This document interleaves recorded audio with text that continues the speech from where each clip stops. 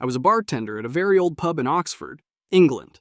An American couple came in, and the husband, looking at the centuries-old wooden beams and stone floor, said to me, "This is a fantastic theme pub. Your company did a great job. Which franchise is this?" It's so much more authentic than the English pubs we have in the malls back home. I had to explain that it wasn't a theme pub. It was just a pub. An actual 400-year-old pub. He looked at me with disbelief and said, "Really? So, like, no corporate headquarters or anything? That seems like a terrible business model." My friend was a tour guide at the Vatican. He was leading a group through the Sistine Chapel, explaining the history and meaning of Michelangelo's frescoes. An American woman in the group raised her hand and asked, in all seriousness, "This is beautiful, but is there a version without all the nudity?" I want to show pictures to my church group back in Alabama, but this is just too much. Did Michelangelo paint a more family-friendly option? My friend had to politely explain that there was no PG-rated version of one of the world's greatest artistic masterpieces.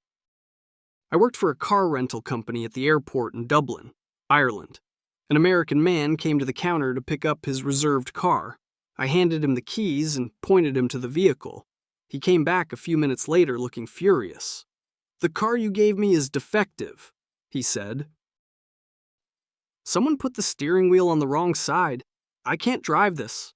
I need a proper American car. A left-hand drive."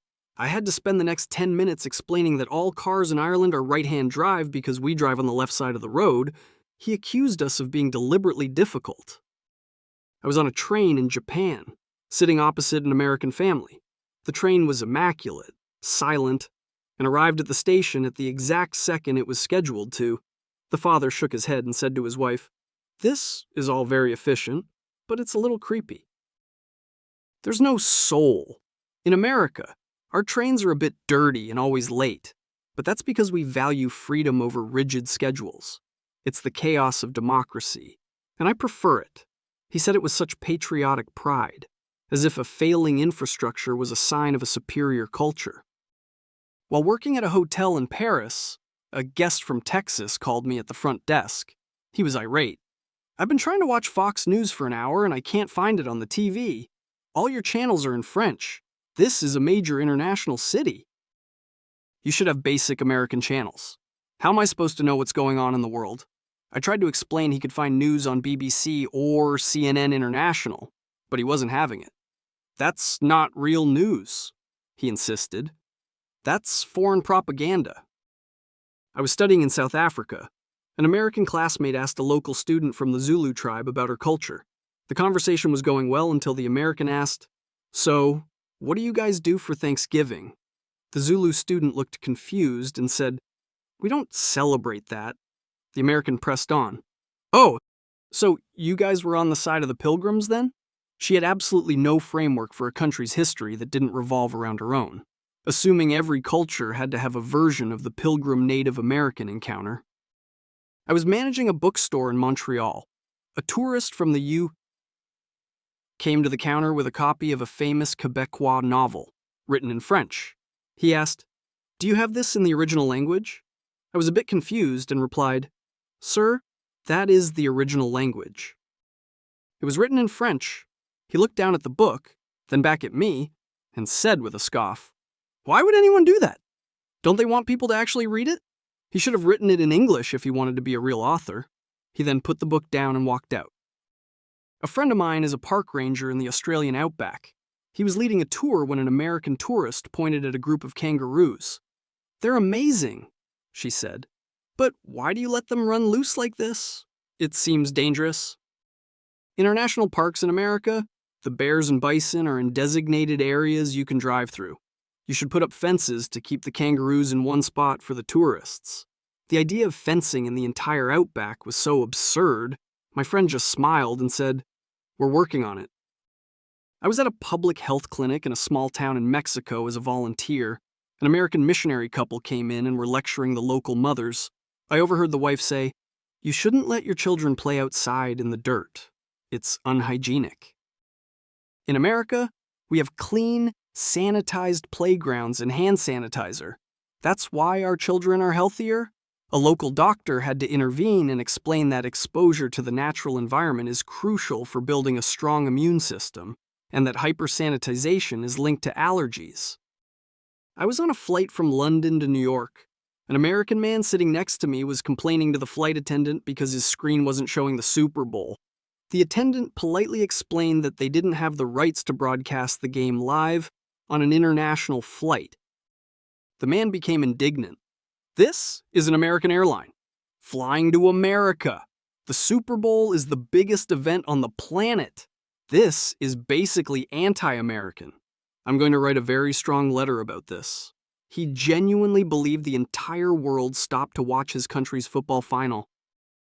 While backpacking in Vietnam, I met an American who was complaining about the currency, the dong. I just can't take it seriously, he said. The bills have too many zeros, and the name sounds silly. Why don't they just use the dollar? It would make everything so much easier for us tourists, and it would probably help their economy, too. It's a stable, respectable currency. They should be grateful for the suggestion.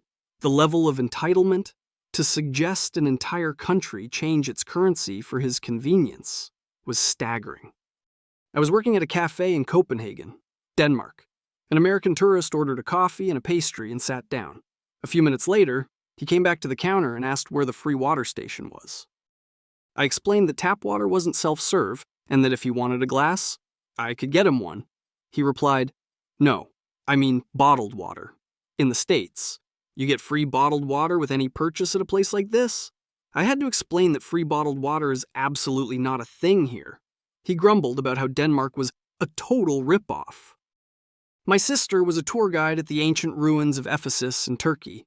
After a long tour explaining the history of the Greek and Roman city, an American man asked her, "This is all very interesting, but where are the gift shops and restaurants?" A place this historic in America would have a Starbucks and a t-shirt stand right in the middle of the ruins? You're missing a huge business opportunity? He saw a priceless archaeological site, and his first thought was that it was poorly commercialized. I was in a pub in Scotland when a group of American tourists came in. One of them went to the bar and asked the bartender, "Which one of these scotches is the smoothest and has the least flavor?" I want to do a shot, but I don't like the taste of alcohol. The bartender, a man who considered scotch to be a sacred liquid, looked at him with a deep, profound sadness and just poured him the cheapest blend without saying a word. The American did the shot, shuddered, and said, "Wow, even your worst stuff is strong." I was on a bus in rural Peru. An American girl was looking out the window at the small adobe houses and the farmers working in the fields. She turned to her friend and said, in a very loud voice, "It's so sad that these people have to live like this." It's like they're stuck in the past. When we get back to the hotel, I'm going to donate to a charity to help them get, real houses and office jobs.